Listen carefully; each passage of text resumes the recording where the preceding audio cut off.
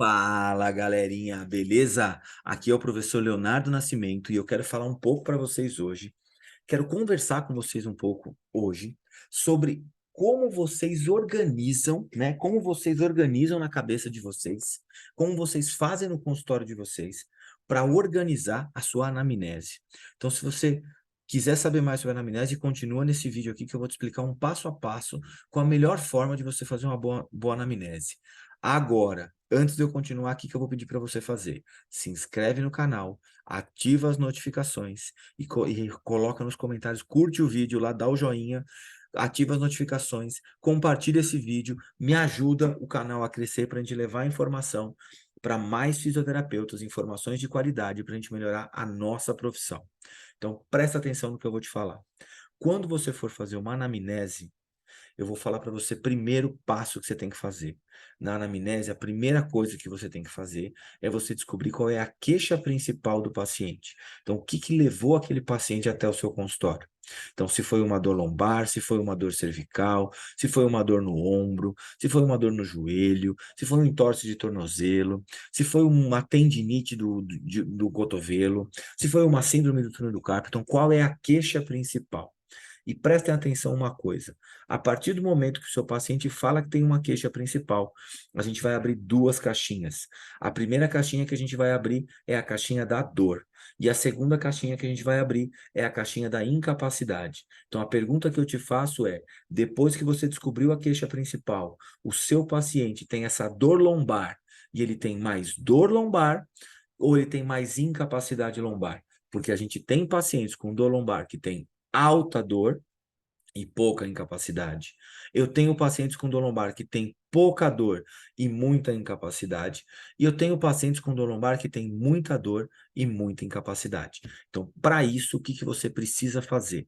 Você precisa aprender a avaliar, aplicar uma escala visual analógica de dor, por exemplo, ou algum tipo de questionário de incapacidade com esse paciente.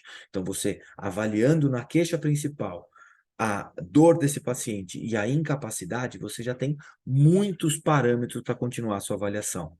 Depois disso, o que você vai fazer? Depois que você avaliou a dor e a incapacidade, você vai avaliar os antecedentes desse paciente. E os antecedentes desse paciente a gente vai dividir em três partes.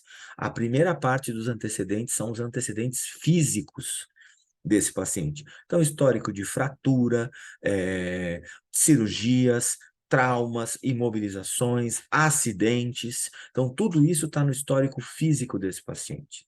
Depois você tem o histórico metabólico desse paciente. Então, assim, quais são os seus problemas? Você tem diabetes, colesterol, teve alguma alteração no último exame de sangue? Tem algum problema? O intestino funciona bem? Tem alguma dor na relação sexual? Tem alguma dor na hora de evacuar? Tem alguma dificuldade? Tem tosse? Tem muitas alergias? Então, você vê todo esse histórico metabólico do paciente. E, por último, você vai ver os antecedentes emocionais. Então, você pergunta para ele, no estado atual, você tem algum fator emocional importante na sua vida? Por exemplo, não precisa nem me falar o que é, só me fala se tem ou não. Porque nesses aspectos, às vezes o paciente fica um pouco nervoso para te falar, especialmente no primeiro momento, e não tem problema.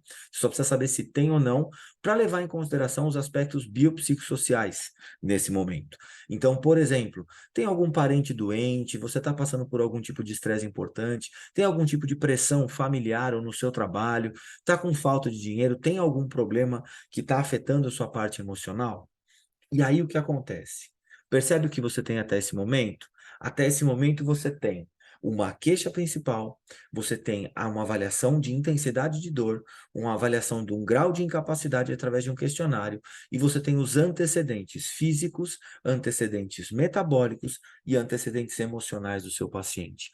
Agora eu vou te falar o seguinte, utiliza esses 5 passos que eu falei para vocês para fazer a anamnese do seu próximo paciente e coloca aqui nos comentários como é que foi a sua anamnese, se ela melhorou, se ela piorou e qual que é a sua dúvida, beleza? Espero que vocês tenham gostado desse vídeo e tá vendo que agora eu tô fazendo vídeo sem mostrar o paper, porque eu tô falando já de coisas que a gente precisa começar a colocar em prática.